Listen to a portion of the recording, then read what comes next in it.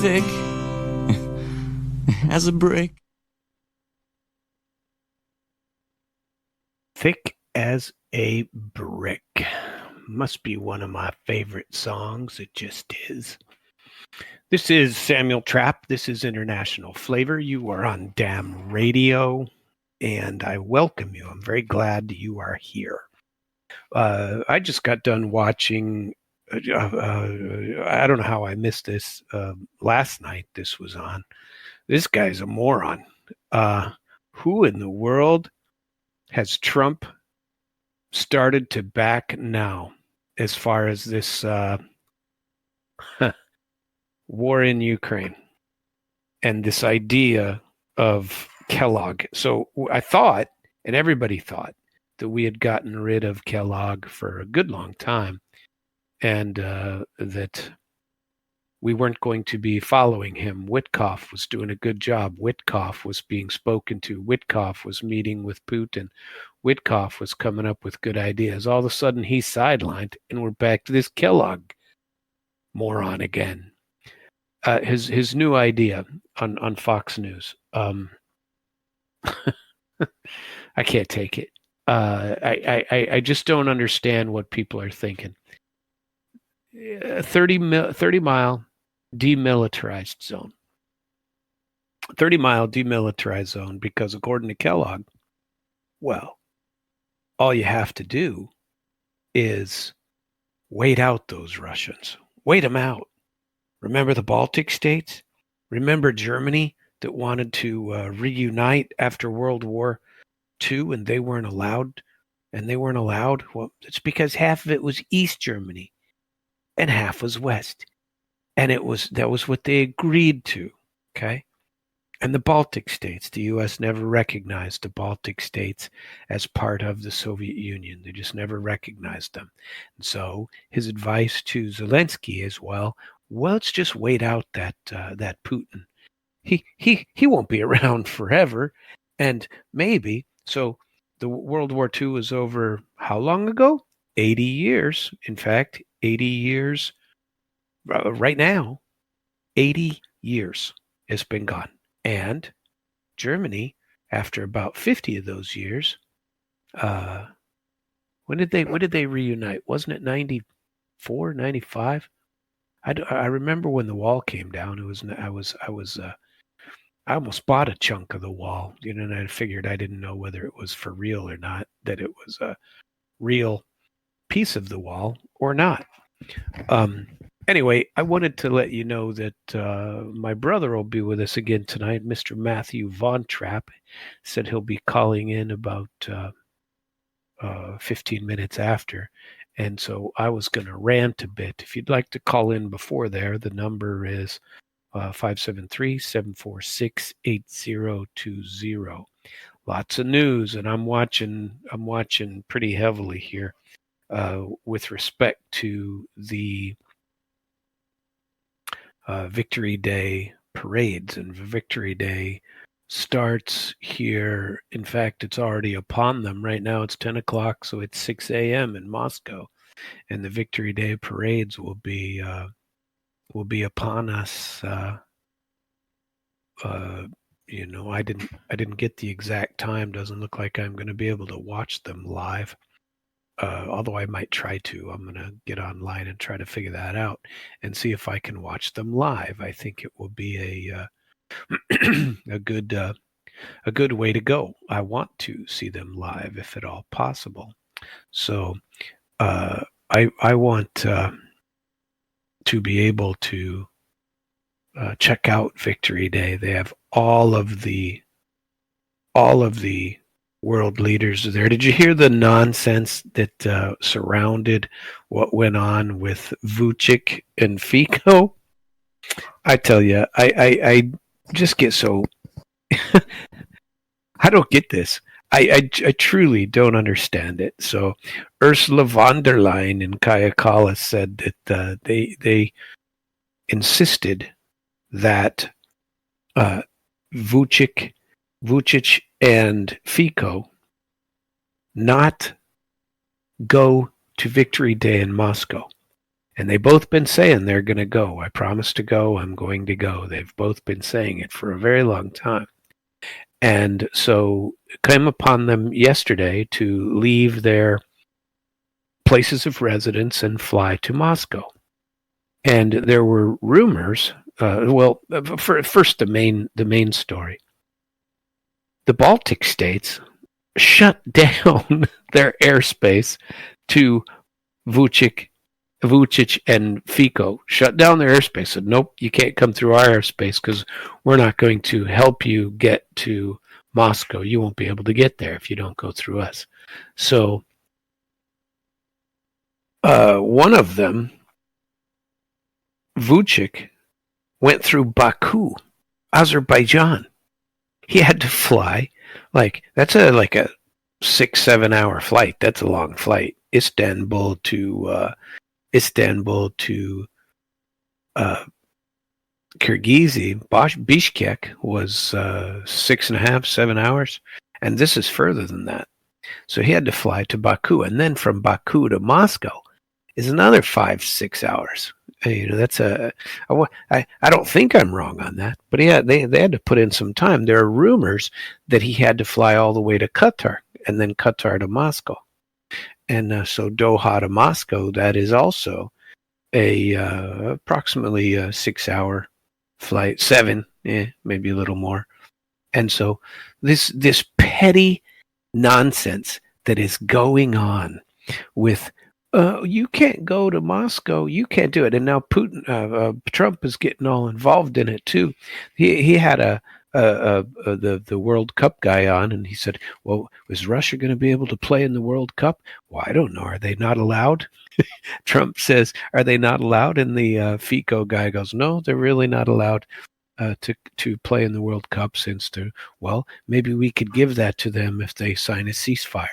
You have Trump pushing for this unilateral 30-day ceasefire. If he knew anything at all, if he didn't have idiots like Kellogg advising him, if he had, and Kellogg is all about continuing this war too. He loves him some military-industrial complex and some military. He loves this stuff. He wants to continue this war. And so the way to continue it is to say things like, we want a 30-day, we aren't going to honor your 3-day cessation of hostilities. We're going to, it has to be a unconditional ceasefire. They're not going to agree to an unconditional ceasefire because guess what will happen? It happens every single time. It's exactly what they will do. They will regroup, put new people on the lines of combat. They will recruit more people. They will deliver more Western weapons. They are on the ropes right now. Ukraine, Russia is not going to agree to a unilateral ceasefire. They're winning. They are pushing them back. All Ukraine has, all they have, is drone attacks and harassment, and frankly, in my view, terrorism, bombing civilian infrastructure, bombing civilian buses, bombing, whatever civilian thing they can come up with to bomb inside of Moscow. If they can, I don't want to say frightened. I'm not frightened. I'm not there, but I'm frightened for those participating in the Victory Day. I think that it is highly likely that Zelensky tries to figure out some way to make a huge attack, some kind of a terrorist incursion of some sort into Moscow for the Victory Day parade, and they will try. They had 500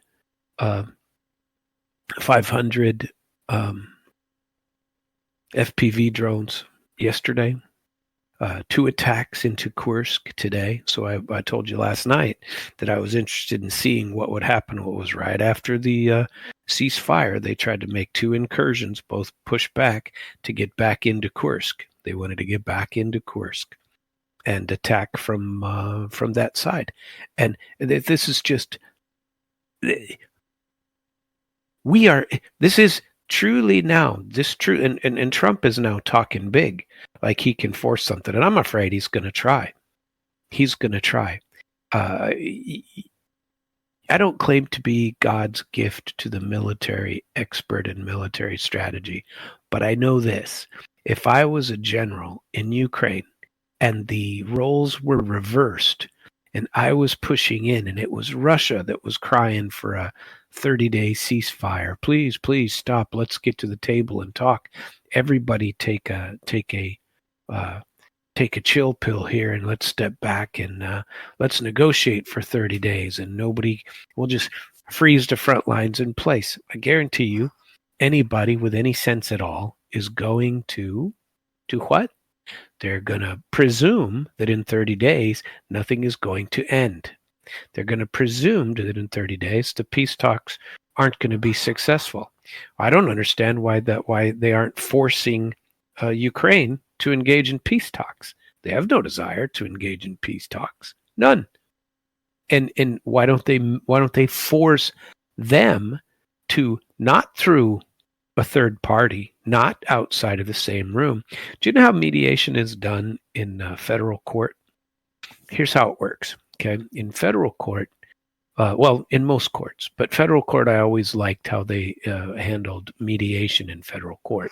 So you have a certain judge who's on your case. That judge is on your case, and usually they'll order mediation or some sort of alternative dispute resolution. Maybe it's see if they can get the parties to agree to arbitration. Nobody will, but they sometimes will try to do, or if it's required under a contract or something like that. But in federal court, they have this alternative dispute resolution called mediation. And what they do is most courts have a requirement that you have to engage in alternative dispute resolution. And so you have to attempt to mediate. And so these mediators aren't your typical mediators most of the time. In federal court, you get a different federal judge. You get a newer judge, a rotating judge, somebody who's not assigned to your case, but is still available. You know, and that judge will meet you, and that judge will put each side in a room. What would be wrong with having Marco Rubio and not Kellogg, that guy's a moron, but take Witkoff. You know, Kellogg's, wasn't he a general? That's his problem. That's his problem. He still has to win. He must win. U.S. military is so much stronger than everybody else. He hates seeing U.S. military weapons failing all over Ukraine. And he hates seeing them paraded in Moscow and being taken back to Moscow after the Ukrainians abandon them and being reverse engineered and the Russians finding out everything about them. This has been a devastation for the U.S. military, and nobody's talking about it. Why not? The Russians have all of the, I mean, they've been beaten up on everything. They've been jamming modules. Told you about jamming a little bit last night. Some of the things that I did in the working in the collection and jamming department. But excuse me, sorry about that. These continual attacks, these continual nonsense, when you could have a mediation, and what they do is put Rubio in a center room. You come in, you have a meeting. Everybody gets to have their glory position. Well, I want this. Well, I want that. And they, glare at each other across the table. And then they separate to their separate rooms. Then, not one in Istanbul and one in Doha, not one in Germany and one in Kiev, all in the same room. Parties there with authority to make a deal or with a direct line to the president or something, and then the parties go back and forth, or the person who runs back and forth is the mediator. Rubio, in this case, would run back and forth between the two parties and say, this one's this and this one this. Let's stay here for 3 days until we get this done. Tell me why. Explain to me why. Because the judge tells you, or the judge that's mediating for you, tells you the strength and the weakness of your positions, encourages you to settle, keep some things secret and other things not. Like if Putin says, well, I'll agree to this, and well, that's not going to be good enough. Well, maybe I'll go a little further, but I don't want you to tell them that. That's how the negotiation process works, and it should work that way. At any rate, I'd like to see something different. But what is happening now is an escalation of the Ukrainian conflict. And if something happens tomorrow, right now, today, I suppose it would be in Russia. It's today already. It's the 9th. It is Victory Day. And the Russians are going to have their parade by hook or by crook. And if the Kiev regime wants to cause problems, that's going to be a horrible thing. The internet is down in most parts of central Moscow.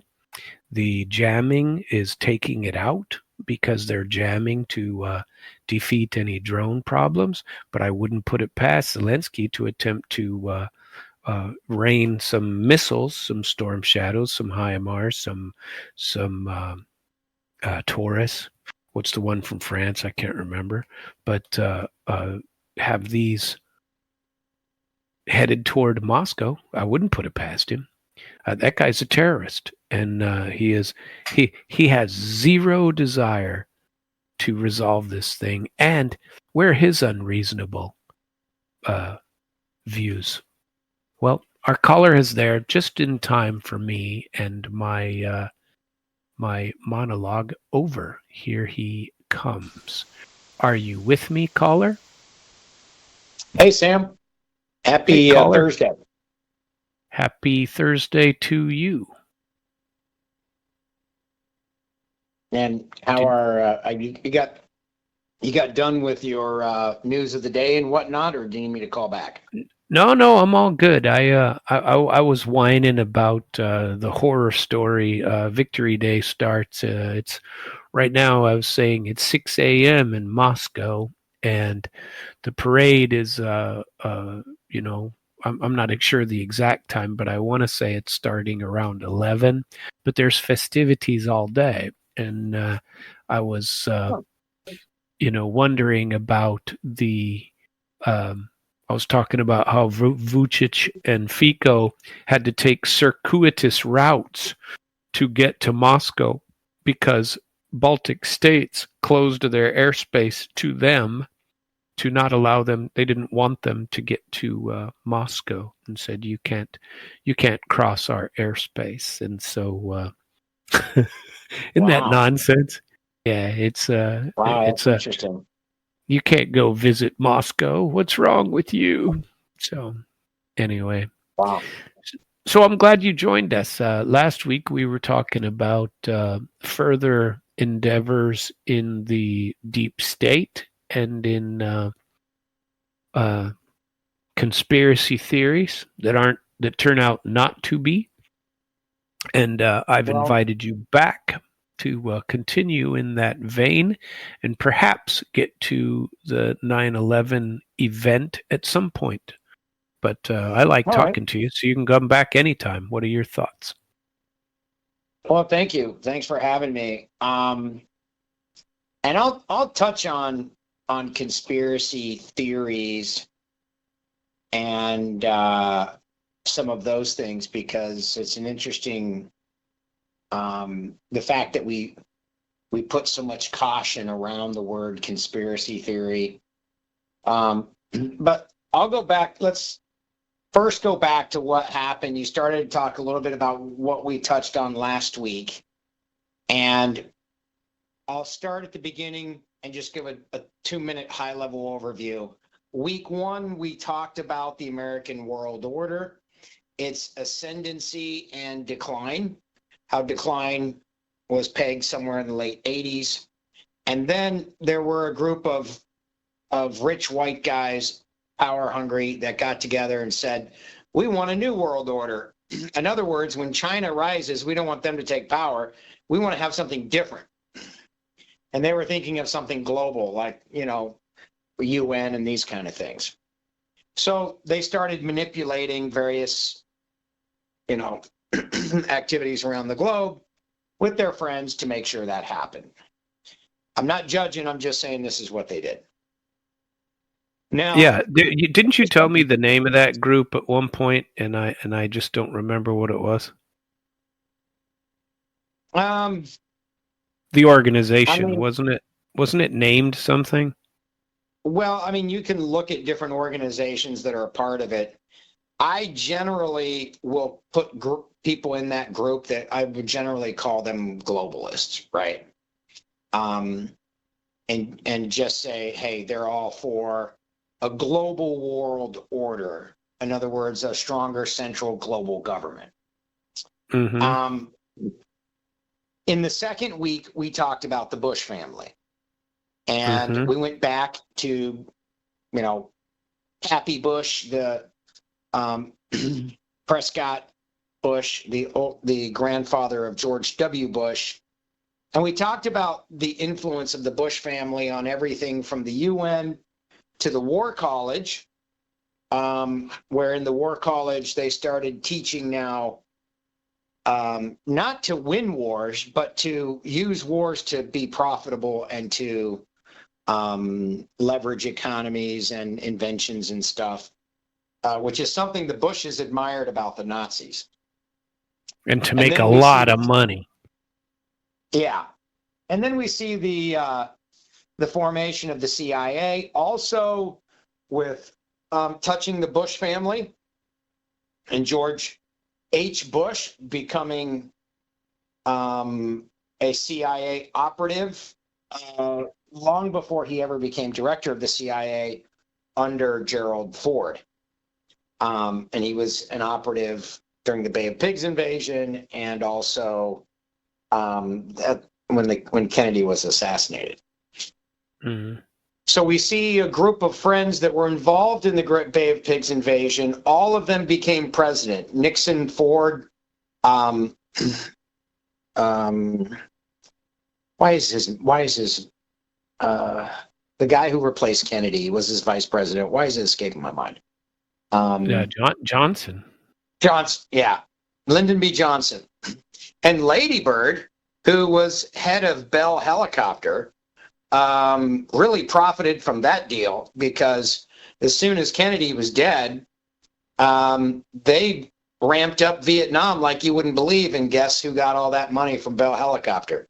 The Huey and the Bell 206, basically scout helicopters and stuff like that. That was Lady Bird Johnson. So if you're going to have wars, you just won't make money off of them. So we then see the mentoring of Bill Clinton by George H. Bush, and we see that to them parties don't matter. In fact, you need people on both sides of the aisle. Like that's imperative. And the Democrat versus Republican thing, that just becomes a puppet show from there on out. So, yeah. Well, it's been a puppet show to me for years and years and years. I think my entire adult life, I haven't really seen much of a difference at all. Yeah. And it's one of the reasons I don't have a problem ripping on either party. Because if you look on like political compass, you'll see that they're right next to each other. They're all basically preaching the same thing. So we then go into what George W. Bush does, how he lies to get us into the Iraq War, how there's tons of money missing just before 9/11. And with 9/11, there's no finding the money because everybody's dead. And we see now the rise of Barack Obama and some of the things that he does. And then, we all know the recent history. So that's what we talked about last week and the week before. And again, a high level summary. I'm just saying the topics that were discussed. I'm not really talking about all the points, obviously, but just kind of giving a flavor of it. And then, excuse me. And then we can go into now this week a little bit about some of these manipulations, some of these conspiracies that turned out to be true, as you said. Before we do that, let's talk about conspiracy theories. Mm-hmm. Back in the Clinton days, when Matt Drudge figured out that Monica Lewinsky and Bill Clinton were having fun under the desk in the Oval Office, it was really not really how to put it. There were a couple of days there where people were calling it a conspiracy theory until there was just too much, right? Couldn't deny it. Until the blue dress. Until the blue dress. So, and even Bill Clinton was on TV, perjured himself. Yeah, but that's not even wrong anymore. Everybody does it. Come on. And that's the whole point, is that, back in the day, this stuff was big, right? Yeah. But by the time we see George W. Bush after 9/11 saying that conspiracy theories themselves needed to be shut down, and how he was wishing that there should be a law against them, now we're starting to see the media play along. And we're starting to see that to have critical thinking, we're getting into the label game. And this would go right along with the liberals, because they were getting into political correctness and labeling people, et cetera, et cetera. And we can go over that over another show to show the effects of that with racism and everything else. But they're starting to label people and make it a bad word that people are skeptical here. Oh, I'm skeptical of this story. And I'm reminded of, I was in Afghanistan the week after Osama bin Laden was killed. And I was in a tent. There was one guy, and you've seen those big 40-man tents. Oh, yeah. Him and I were the only two people in a 40-man tent in this special ops base in Afghanistan. And I had flown in from Qatar. And so I had been out and just recently arrived in Qatar from the United States, back from so just a few months earlier. And we talked a little bit about public perception. And at that time, there were some polls that said there were 40-something%, if my memory serves correct, 47% or 42% or some number in the 40s of Americans that did not believe the official narrative that Osama bin Laden was killed the way America said he was killed. And why? Because it's 2011. We just spent 10 years trying to score a touchdown. And then people wake up one morning to the U.S. saying, oh, yeah, we scored a touchdown. Oh, yeah, show us video or show us something. No, we scored it in the dark, and then we went ahead and buried it. Yeah, and yeah, that's there's right. no real evidence. I never believed. I was a non-believer. Right? So the problem is, and again, this goes back to, and the other thing we said last week is you got to choose what to believe. So the problem is that when we see these types of behaviors where you've been striving for 10 years, it's on the news. Oh, if we could just get Osama bin Laden, this war would end. Oh, really? Then why would it take us another 10 years under Biden to get out? Yeah. Right? What were we doing there the rest of the 10 years?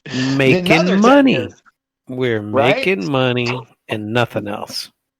Right? Well, and we're cultivating some drug crops and stuff, poppy fields. Well, anyway. Well, you need that. Everybody needs that. I mean, come on. Yeah. So why am I talking about this so like flippantly here? Because the problem with conspiracies and conspiracy theories goes back to a discussion I had with a PhD scientist. And for some reason, there was this YouTube video that popped up about flat Earth. And he was on there fighting with a bunch of flat earthers. And it was kind of funny. Didn't our brother Mike believe in that, Clifford? Didn't he believe in flat Earth? I think he did. He used. I remember him arguing about that just one time. Sorry to interrupt you, but yeah. Yeah, and actually, it may have been Mike that sent me a bunch of these. I can't remember, but long and short of it is, this guy's arguing, and why are people so stupid, et cetera, et cetera. And I said, well, you're a PhD. I said, the problem is, if everybody's stupid, it's all the PhDs that are teaching everybody. It's all of the educated people that are teaching in the schools and everything else. I said, why isn't it just simple? You say the Earth is an oblate spheroid, and where is the imagery to show that it's kind of oblong? Where's the data? Like, just publish it so that people will see it. But instead, you have entire regions where nobody is allowed to photograph, et cetera, and you don't have any explanation for it. So my comment about conspiracies is at that level, where I go back to the government and say, you're causing most of this crap, right? It's not that you've got Americans that are skeptical, and they should be, but you're causing it. And that's a little bit about what we're going to talk about tonight. We're going to show here why it's good to be skeptical, why it's good, and again, they like to label people conspiracy theorists, but if I had it my way, every school in America would say, here's the facts about different things, like COVID, for example. Here's what we know, here's what we don't know. And here's the question, here's the skill you need to be able to ask the questions so that you can form your own opinion. We may never know. Right? People hide things. People lie. Evidence is gone. Whatever. You're coming to your own conclusion, and it's okay. It's okay to have a different conclusion. But that's not what we do. We demonize people who ask questions, and then we want to label them and kick them into the corner, and that just makes things worse. So that's the comment about conspiracy theories. We're gonna, as we go down here, then we're gonna ask, well, how does it then people find the truth? Well, that's important to be able to ask questions, educated questions. It's important for us to understand the world around us. The things I would say as we go through things, whether it's 9/11 or any of the other stuff in history, is that we should be searching for pivot points and looking at the things that really changed the trajectory. 9/11 certainly did. It changed economies. It changed, the way that things work in the world. It changed a lot of our laws in the United States. It changed the way we fly in airplanes. It changed ID requirements and all of these other surveillance types things, So definitely you want to look at pivot points and what people are trying to do with those pivot points. COVID lockdowns, for example. One of the first things I said is we need to look at who's making money during the lockdowns, because I guarantee you, there's going to be people making a lot of money off this, right? And they were. So, but a word of caution, though. Yes, we want to be skeptical, but just because, like, if someone's paranoid, it doesn't make everything a conspiracy or that kind of thing. Be skeptical, but realize, leave room that, hey, this could be just something. And this goes back to my first marriage. I had been married for like a month. and I was studying. I was over at the university studying, and I was so proud of myself. I was doing everything. I came home to the apartment, and the door was locked. And I was like, hey, let me in, knocking on the door. No answer or anything. I went around and was knocking on some of the windows, and I heard the muffled voice of my then wife say, go away. What are you talking about? So I climbed in through the window, right? And I was like, what the crap is going on? And I go in, and she was convinced that I was out like running around or whatever. And it was because she had watched some show on TV. And so what I'm saying is theory. Conspiracy. I'm like, yeah, like just open up you may be wrong, right? When you study things about COVID, there are things that have been proven to be true. Was gain of function proven? I don't think so. No. There were some things that were shown to be accurate, other things that weren't. So, okay, so we've got all of those things out of the way. Let's start at the very nearest of where we are. Yeah, but before you get that, I gotta distract you because, again, our brother Clifford Michael. You wouldn't remember this; you were too young. But when we lived in Utah when we were kids, he and David and Clayton were on one end of the basement, and me and Russ were on the other end of the basement. And in their rather large bedroom, there were, of course, the 3 beds that were in there, and then there was on the wall a poster, and the poster said, just because you're not paranoid doesn't mean they're not out to get you. So even back then, when they were just teenagers, Mike had that poster on his wall, and that was, so he was always funny.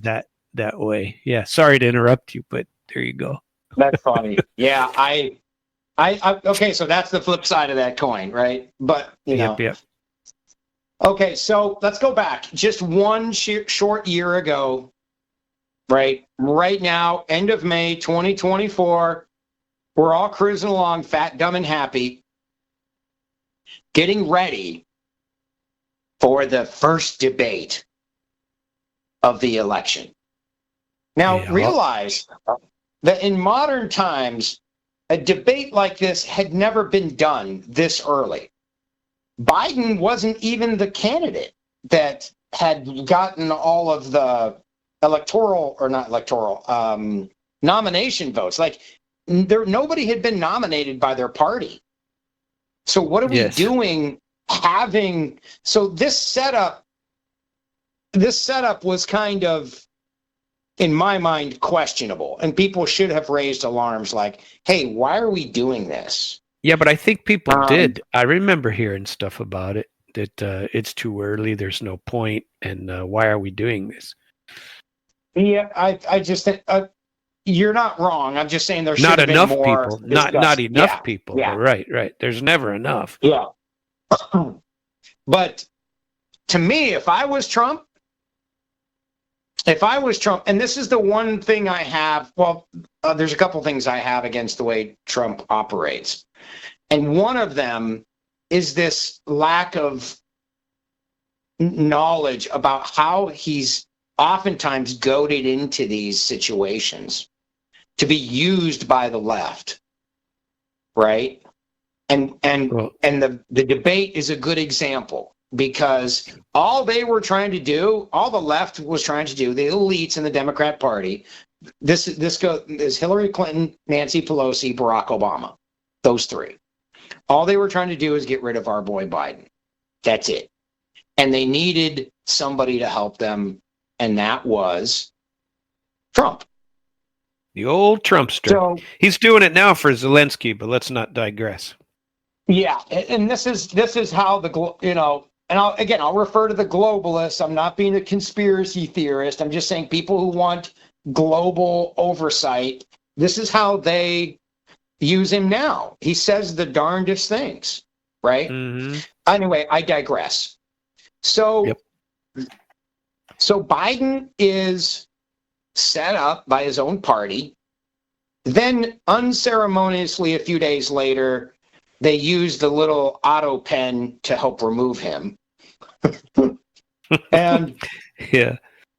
what does he do? Well, this is the funniest part about it, is that he wakes up one morning and says, "Oh yeah, well I'm going to go ahead and recommend Kamala," which is what the elites didn't want. Obama, Pelosi, Clinton, they did not want Kamala. But here's Biden sending a letter out saying, "I fully endorse Kamala." And he's laughing all the way to the election booth, right? So he has the last laugh, puts a stick in the eye of Obama and everybody else, and they now all hate each other, right? So, but Not what for happened long. before They'll get back together. They have to. Oh, yeah, they'll all be together. But what happened just before that? Remember, in April, May, we're hearing all of the cabinet members who, by the way, they never had a cabinet meeting. They had 4 cabinet meetings in the entire history of Biden's tenure, right? So who's running the government? Well, we knew that. But at the end of the day, we've got the media and all of these cabinet members on TV talking about how lively and alert and he's a sharp guy, right? And they're covering everything up going into this. Mm-hmm. Now, that was from January to June. Just before that, we had the Democrat primaries where they manipulated their own primaries to make sure that Biden was the guy. They didn't want anybody going against him. And just before that, they were making sure that RFK couldn't go anywhere in the Democrat Party. Yep. So what do we see here? We see that 2 years ago this summer, they were manipulating things left and right in their own party. And that's extremely important to understand because we're being lied to, there's manipulations, and there's now questions about what I call moral government. Is it really morality? Good and moral government is nothing more than doing things for the right reasons. And the right reasons in America are for the people, by the people, of the people. And that's not what we see happening. So, and this is all the Democrat Party, remember. They're running everything. So when we think just about that section, these are the type of people that are running our government. Now, it should be pointed out that Biden was not running the government. It was a few individuals that were in there in his office at the behest of Hillary and Pelosi and Obama that were running the government. They were the ones calling all the shots. They were the ones using auto pen. They were the ones making sure the funds from USAID were getting to where their friends were. And that's how things were done. And they were all globalists. But isn't that how things have been done for 30 years? I would argue no. If not and more, I'll show you if why. not longer. I'll show you why though. But remember in week 1 when we were talking about the American world order and some of the things that Clinton did, one of the key things that Clinton did when he was in office was remove these pesky earmarks where Congress would say this $1 million is for this project and it needs to go there. Oh, well, we can't have that. Let's just give it to USAID and let them distribute it to whoever we tell them to. Right? Mm-hmm. So these things happened over time. And yes, they became somewhat, they became patterns and then they became, these new ways of working and then people just used them however they wanted.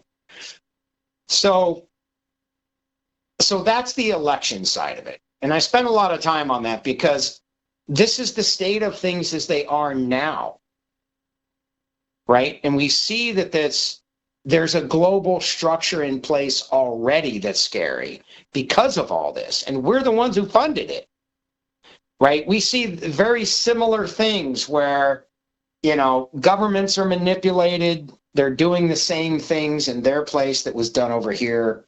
And it's just, it's just interesting to watch. And you see the evidence of this type of similar behavior by similar actors.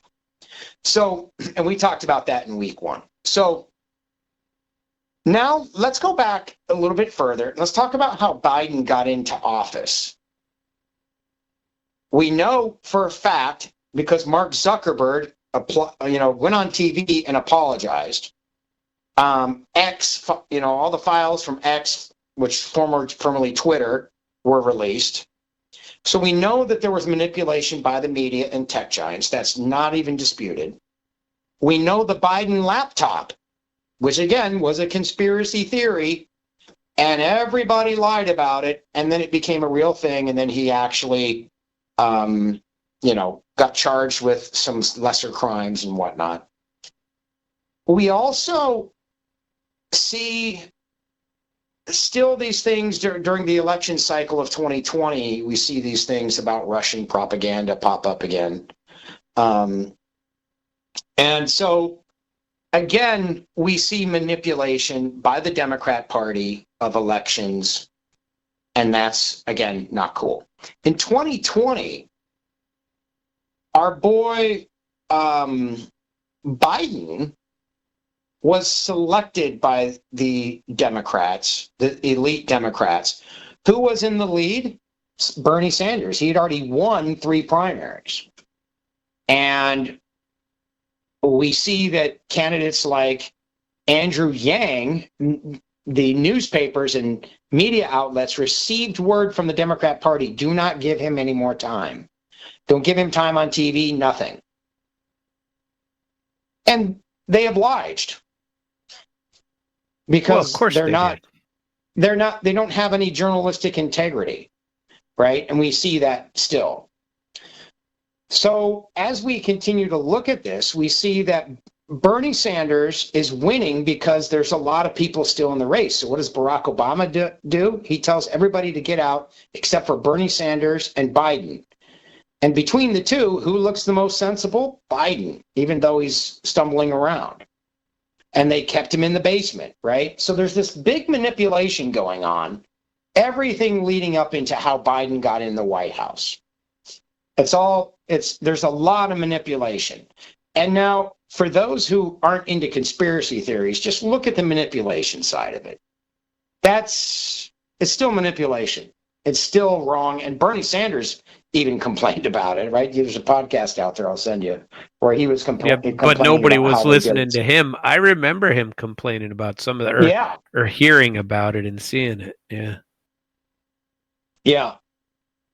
So now let's go back to Barack Obama leaving office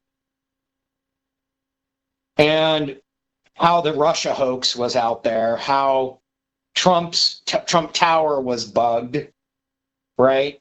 All of these kinds of things. We see that Barack Obama was put into office, again, through the use of superdelegates, which was a new invention. And we see a lot of, and by the way, I'm going to do a little bit more research on that because that's an interesting topic. Superdelegates? Yeah, superdelegates. And and I want to look at exactly how they did it because it was in the, when we weren't sure who was going to win. Would it be Hillary Rodham Clinton or would it be Barack Obama? And then they come out and they're like, well, Barack Obama got all these because of superdelegates that had, more votes than everybody else.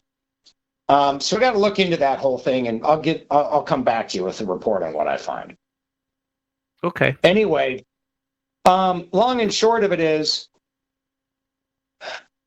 Obama is also into shaming people who ask questions. Right? And he talks about people clinging to God and guns, right? And he's starting to starting to try to manipulate the social order in broader strokes. There's some graphs out there that if you look at the talk of racism and all of these other buzzwords from the left, there's a big uptick when Obama becomes president.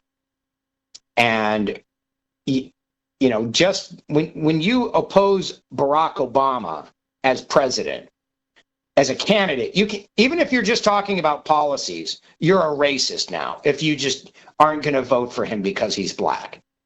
And so we're starting to get into some of those absurdities, right? Well, These no, but because what they were telling you, though, is that if you don't vote for him, it's because because he's black, not because of any other reason, not because Democrat, Republican. You couldn't even say anything like, well, I think I'm going to consider my options, and I usually vote Republican or racist. It'd be instantly racist.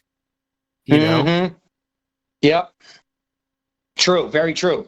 And I think that's the important things to be looking at here, because what happens is just when you start looking at incidents like 9/11, people are saying, oh, do you believe 9/11 was an inside job? A lot of times they're forgetting the entire rest of the landscape, which is complete and utter nonsense. I mean, we just went through the last 6-8 years where it's nonsense after nonsense after nonsense. And we haven't even gotten into George W. Bush, who lies to get us into Iraq, right? And he too is talking about shutting down conspiracy theories, and even suggests that people should be thrown into jail for talking about it, right? So these are the Democrats / Republicans of the day. These are the globalists who want to shut out the American way, right? So this is kind of everything leading up to 9/11. Before we get into 9/11, this section here was just to show kind of where we are as a society. We won't get into the 9/11 details tonight, but I am going to go over a few things, and we can get into it another time. But here's a couple of fun things that we do know were conspiracy theories, and we'll just list a few of them. Operation Mockingbird, which is CIA infiltrating the media and getting them to repeat anything they wanted in the news, right? And that's a very interesting one that we could go over. MK Ultra, which is CIA mind control experiments. This is the CIA secretly conducting experiments to control human behavior using drugs like LSD, hypnosis, torture. And what they were I didn't know anything about that until our sister Virginia told me that she talked to you, and you were talking about that, and that again, our oldest brother Mike, who is very conspiracy theoried, or very, very knowledgeable. I mean, I always liked talking to him, and I didn't get to talk to him as often as I would like, but he always had some things like that. And he anyway, Virginia told me that you had told her a little bit about this MK Ultra, and I really didn't know anything about it. So I'm interested in that. I've heard of it, but I don't know much about it, Well, I got interested in it when I was brought into a room when I was in the military. Just outside the room, we all lined up. And just outside the room, there was military, I think it was an enlisted person. And they said, you're going to go into this room and you're going to take whatever pills these people give you, and you're not going to ask questions about what they are.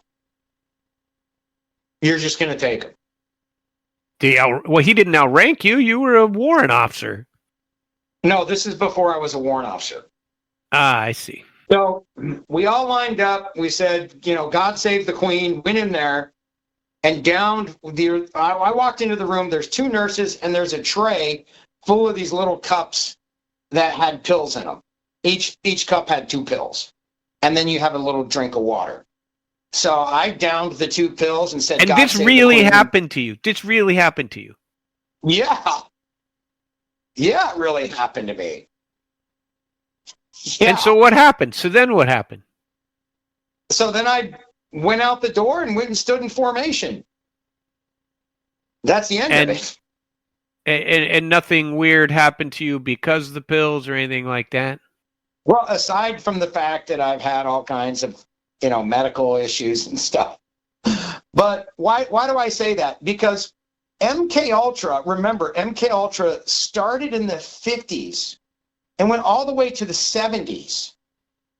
And news of this was leaking out, and then they went and destroyed most of their records in 1973. And it wasn't until 1975 that the church committee, not a church, but a right. That's the name of it. Senator. Yeah. Right. They released and said, oh yeah, by the way, all of those people that we were saying were conspiracy theorists. Yeah, it's actually true. Right. So let's go through a few other of these. Just in this, for the sake of time, I'm just going to rattle a few off. Watergate, right? It was a conspiracy theory, and all of these kinds of things. And then all of a sudden, and that was, remember, it wasn't just like they were over there with their flashlights one day, and then our boy Nixon was resigning 3 days later. That's not what happened. It was 2 years. Mm-hmm. Right? So it led to the indictment of 69 people. So Tuskegee syphilis experiment, where they tested on African American men from 1932 to 72. Again, it was all conspiracy theory until it was, oh crap, it's true, right? Project Sunshine, known as body snatching. Right. What was that one? This was the U.S. government stealing dead bodies to study the effects of nuclear fallout. Now, here's what happened. In the 1950s, the U.S. government initiated Project Sunshine to measure nuclear fallout's impact on human tissue. So without permission, they collected over 1,500 quote-unquote samples. And wow. These were, now get and this. And the samples were dead bodies. They weren't just dead bodies, though. They were primarily babies and children. Oh my God. And it wasn't just in the United States. It was through this global network of agents. So think about it. Like you're shipping in these anyway. So the truth of this didn't emerge until the 1990s. That's when the crazy. documents were declassified. Yeah. Do you know that when I was on the Nevada nuclear test site, though, there's really no need for them to take all those bodies, because when I worked on the Nevada nuclear test site, one of the first things they did, you had to be trained. First, they gave you a dosimeter that you could never get the results of, right? Maybe today I could get the results of how much radiation I took. No wonder I'm all jacked up, right? Because I'm radiated. I'm diseased is what's happening. But they showed us the movies in the very beginning, and these movies were made in the 50s, and these movies were when they were doing above ground nuclear testing at the Nevada nuclear test site, and they were blowing up in the atmosphere. Now, Nevada nuclear test site is huge. They were blowing them up, and these videos, which I think are pretty much freeware now, you can get on and find these videos. They had soldiers in foxholes that they dug and made their whole unit. Like you getting the pill, these people were out there doing their standing in foxholes and with a pair of sunglasses on, right? And well, this is going to go off over your head and tell us what happens. Great. I went to NBC school twice, once as an enlisted, once as a sergeant, and once as a warrant officer. And one of the images sticks out clear in my mind, and they talk about this, how the remember the CDC, what it is. The CDC is half one side of a coin. What's the other side of the coin? The U.S. military bioweapons program. So if you're the U.S. military and you're going to start developing bioweapons and you're engaging in biological and chemical warfare and nuclear, the first thing the government did is like, okay, you can test all your toys and stuff, but we got to figure out a way to make sure they don't get out in the public. Right? And so that's what the CDC is, Centers for Disease Control. And that's why you always see it with military personnel, somebody from the military running it, because that's what they were supposed to do. So when I went through NBC school, I saw an image where they used to stick chemical agents into the exhausts of these 1950s cars that are just billowing crap out, right? Mm-hmm. And then they would drive around neighborhoods. And the one I remember was like in Georgia somewhere. They would drive around these neighborhoods, and then they would monitor the local hospitals to see what was coming in the hospital, right? So, I mean, these are things that our government actually did, right? So I know. I'm gonna list a couple more because I know we're short on time. Operation Paperclip. These are Nazi we have a whole half hour, so you can stay as long as you like, but we have a half an hour. Okay, so Operation Paperclip, right? Conspiracy theory was that the U.S. government was hiring Nazi scientists after World War II. And it was always like, no, we're not doing that, and you're just a conspiracy theorist, and blah, blah, blah. Well, do you know Fox Mulder talked about that one on X-Files? Oh, he Operation did. Operation Paperclip. He did. Oh, okay. Mm-hmm. So, but we took in over 1,600 German scientists. And now that weren't just scientists; they were engineers, technicians, right? Many with Nazi ties, and like Werner von Braun for NASA. And we couldn't get a rocket off the ground. We needed these guys who knew what they were doing, and we needed the technology. So you know what? We'll overlook your rough testing and rowdy of people. Yeah, that's right. Yeah. So anyway, but another one. You were getting ready to quote a movie, weren't you? You were quoting "Oh Brother, Where Art Thou," aren't you? Yeah, I stopped myself. So there was one called COINTELPRO. This is from 1956 to 71, and this was the FBI's counterintelligence program, which is where that name comes from. And this targeted the Black Panthers, Martin Luther King, anti-Vietnam protesters. Now, these guys would go in, they would wiretap, they would do smear campaigns, and then they would incite the violence so that these groups would get in trouble. Right? So this was always conspiracy theory. And the funny thing about this reminds me of January 6th stuff, where Congress is asking, how many FBI agents are in the crowd? No, none. What do you mean FBI agents? And then, it turns out maybe there's a few. Oh, maybe there's 26 and then it just keeps going from there, where it's like, okay, so now we know the true story, that there were agitators and they were hired by the These FBI. Agitators. We can't even spell FBI. So, Operation Northwoods. Now, this was where, and I can't remember the general's name, but it was the Joint Chiefs of Staff. They proposed Operation Northwoods. Now, this was the government that wanted to fake attacks to justify a war with Cuba. And what they were going to do is they were going to hijack planes in America. They were going to bomb cities. And then they were going to blame Cuba Now, this is being proposed by our Joint Chiefs.